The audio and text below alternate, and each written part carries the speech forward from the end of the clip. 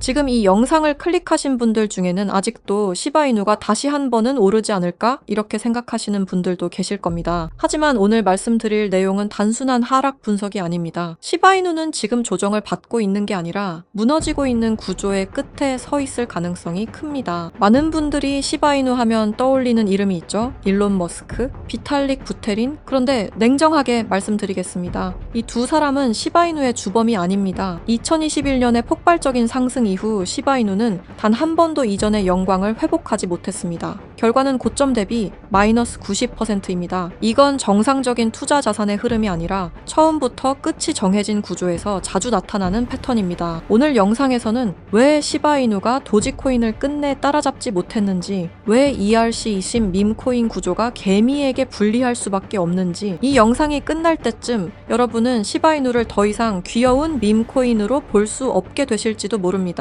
그럼에도 알고 싶으신 분들은 구독과 좋아요 한 번씩 눌러주시고요. 영상 바로 시작하겠습니다.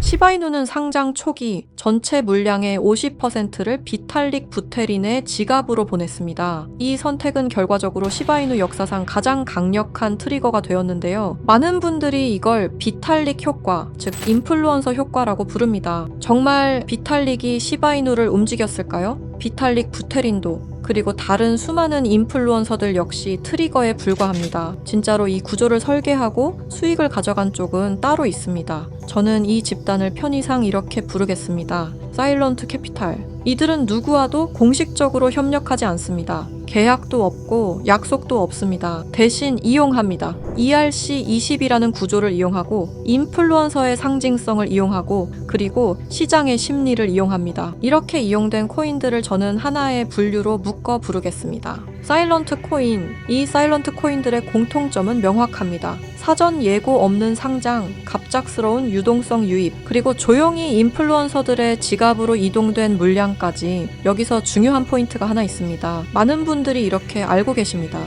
지갑 이동은 서로 동의해야 가능한 거 아니야? ERC20에서는 아닙니다. ERC20 토큰은 상대의 허락 없이도 내가 원하는 지갑에 내가 원하는 만큼 보낼 수 있습니다. 그래서 가능한 겁니다. 비탈릭 부테린 역시 이 전략의 대상이 될 수 있었던 겁니다. 지금 보고 계신 영상은 약 4년 전 비탈릭 부테린이 한 팟캐스트에 직접 출연해 인터뷰를 진행했던 실제 장면입니다. 당시 인터뷰어는 이렇게 질문합니다. Let's first talk about Shiba Inu. Maybe you can explain this, but in a crazy move, you were given half of SHIBs. You burned, aka destroyed, 90% of it. That's worth $6.7 billion. And you donated 10%.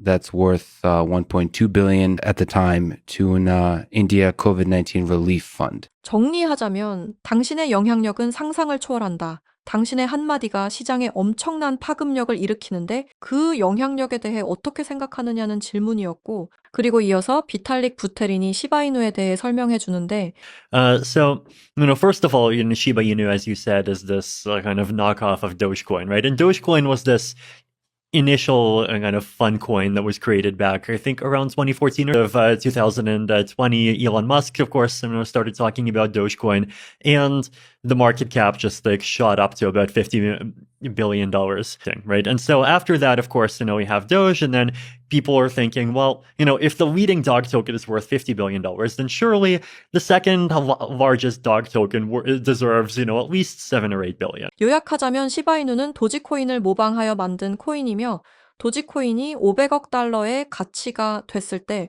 시바이누 또한 비슷한 흐름으로 가지 않을까라는 시장 심리에 대해 말해주고 있는데요. 이어서 들어보시죠. Right? I feel like that's kind of what the mindset of these Shiba people is.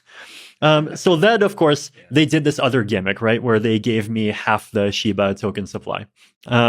They were actually not the first project to do this. So around the end of 2020, there was this weird project called Teller. It's like Tellor. I think they're a Chainlink competitor or something like this.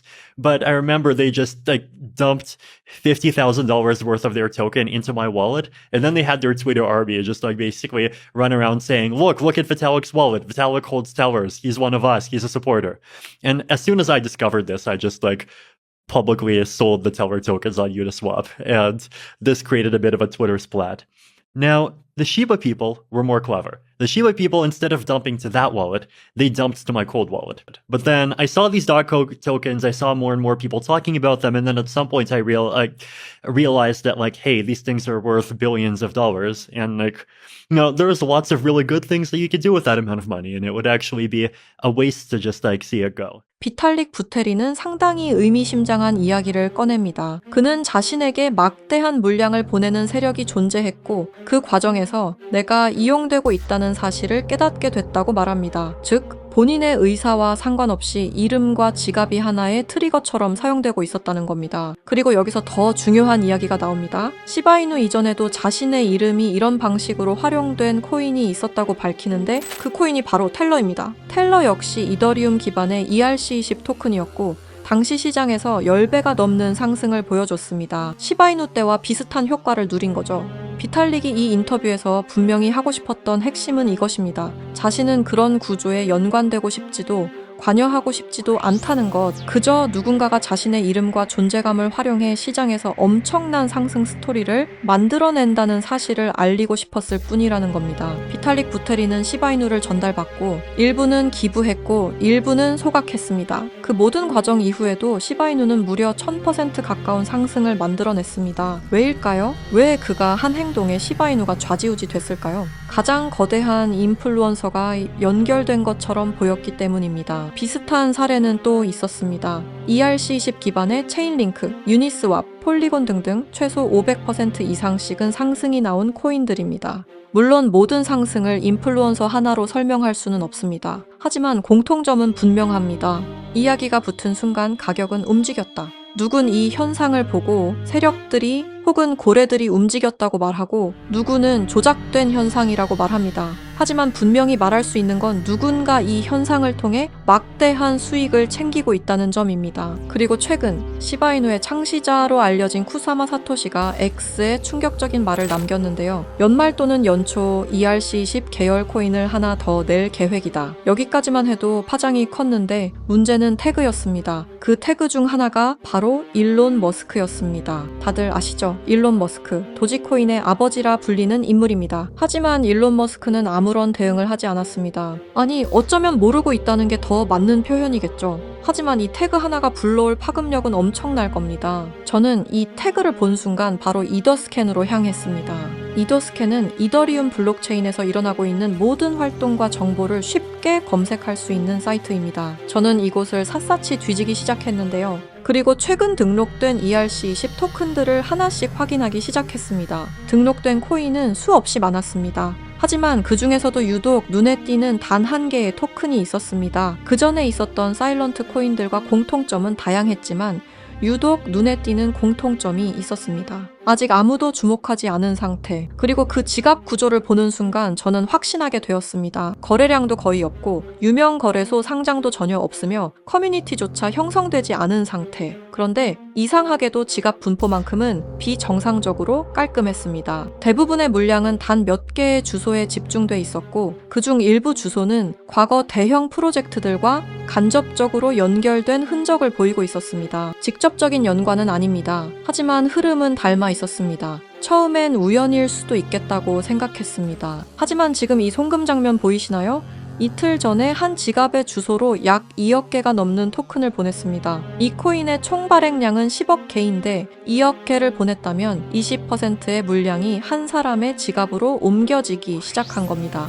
현재 보고 계시는 이 지갑 주소를 기억해 주십시오. ERC20에서는 토큰을 누군가에게 준다는 행위가 반드시 합의나 협력을 의미하지 않습니다. 그저 주소 하나만 알면 언제든 어떤 의도로든 보낼 수 있습니다. 그리고 그 순간 그 주소는 원하든 원하지 않든 이 이야기의 일부가 됩니다. 만약 누군가가 의도적으로 유명 인플루언서의 지갑에 소량이든 대량이든 토큰을 미리 배치해 둔다면 그리고 시간이 지난 뒤 그 인플루언서의 이름이 공식 문서든 트윗이든 태그든 어딘가에 등장한다면 그때 시장은 사실 여부를 따지지 않습니다. 시장에 필요한 건 하나의 이야기이기 때문입니다. 이 지점에서 사일런트 캐피탈이라는 개념이 등장합니다. 이들은 앞에 나서지 않습니다. 코인을 홍보하지도 않고 공식 파트너로 이름을 올리지도 않습니다. 대신 가장 조용한 방식으로 가장 큰 파급을 노립니다. 앞서 말씀드렸듯 인플루언서의 지갑에 토큰을 넣어놓는 방법을 가장 선호하는데 현재 보고 계시는 지갑은 일론 머스크로 추측되었던 지갑 중 하나입니다. 이 지갑에서는 도지코인 수억 개와 다른 코인 하나가 보였는데요. 바로 이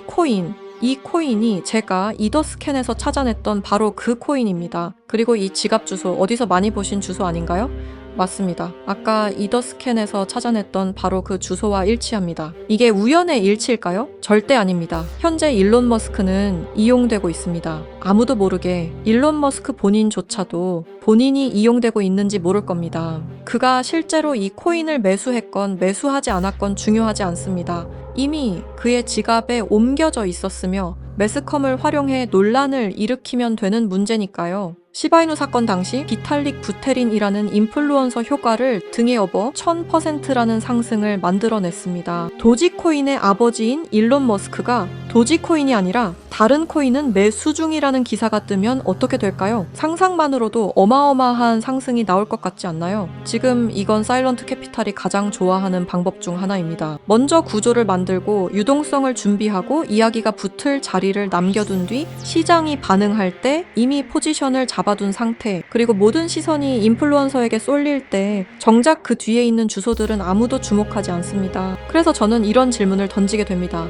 우리가 보고 있는 상승은 과연 누가 만든 것일까? 목소리를 낸 사람일까요? 이름이 언급된 인물일까요? 아니면 아무 말도 하지 않고 그저 코드와 지갑으로만 움직인 보이지 않는 손일까요? 아직은 확정적으로 말할 수 없습니다. 하지만 분명한 건 하나입니다. ERC20 시장에는 항상 두 개의 흐름이 존재합니다. 보이는 흐름과 보이지 않는 흐름. 그리고 진짜 돈은 대부분 보이지 않는 쪽에서 움직입니다. 그렇다면 제가 이더스캔에서 확인한 그 토큰의 이름은 무엇이었을까요? 결론부터 말씀드리면 이 자리에서 모두에게 공개하지는 않겠습니다. 이유는 단순합니다. 이 정보는 누군가에게는 흥미로운 이야기지만 누군가에게는 실제 행동으로 이어질 수 있는 민감한 정보이기 때문입니다. 그래서 저는 이 영상을 끝까지 시청하시고 사일런트 캐피탈의 위험성을 인지하신 분들에게만 코인을 공유하려 합니다. 이건 조건이 아니라 필터입니다. 이 구조를 단순한 자극이나 한 번의 클릭용 정보로 소비하지 않고 맥락을 이해하고 끝까지 함께 보신 분들에게만 전달하고 싶기 때문입니다. 솔직히 말씀드리면 이런 구조의 토큰은 이름이 퍼지는 순간 그 자체로 홍보가 되어버립니다. 검색량이 늘고 차트를 보는 사람이 늘고 혹시?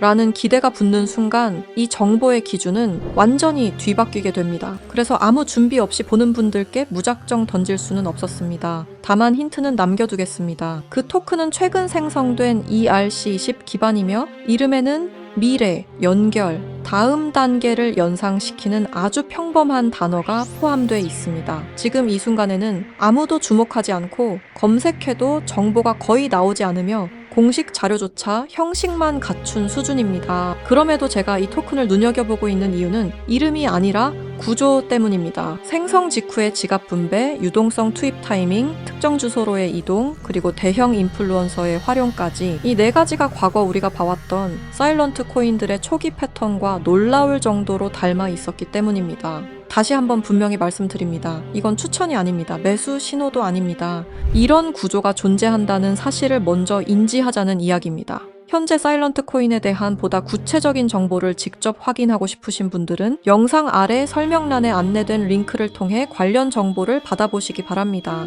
해당 정보는 무분별한 확산을 막기 위해 맥락을 이해하신 분들께만 순차적으로 제공됩니다. 다시 한번 말씀드리지만 이것은 추천이 아닙니다. 투자를 권유하는 내용도 아닙니다. 알고 판단할 수 있는 기준을 제공하는 것 그 이상도 그 이하도 아닙니다. 마지막으로 꼭 드리고 싶은 말이 있습니다. 사일런트 캐피탈이 가장 위험한 이유는 불법이어서가 아닙니다. 그들은 규칙을 어기지 않습니다. 대신 규칙의 빈틈을 이용합니다. ERC20의 구조, 지갑의 공개성, 인플루언서의 영향력, 그리고 대중의 기대 심리까지 모든 것이 합법의 경계 안에서 정교하게 사용됩니다. 그래서 더 위험합니다. 우리가 보고 있는 상승이 기술 때문인지 가치 때문인지 아니면 단순히 설계된 이야기 때문인지 구분하지 못하는 순간 그 시장은 이미 누군가의 놀이터가 됩니다. 사일런트 코인은 대개 이렇게 끝납니다. 조용히 등장하고 갑자기 주목받고 이유 없이 오르고 그리고 설명 없이 사라집니다. 남는 건 차트가 아니라 책임을 질 수 없는 개인들입니다. 이 내용을 계속해서 기억하셔야 합니다. 이 영상은 누군가를 믿으라고 만든 게 아닙니다. 오히려 의심하라고 만든 영상입니다. 이 시장에서 살아남는 사람은 가장 빠른 사람이 아니라 가장 많이 질문한 사람입니다. 보이는 이름보다 보이지 않는 구조를 보시기 바랍니다. 그리고 왜 지금 이 이야기가 나왔는가를 항상 먼저 생각하시기 바랍니다. 시청해 주셔서 감사합니다.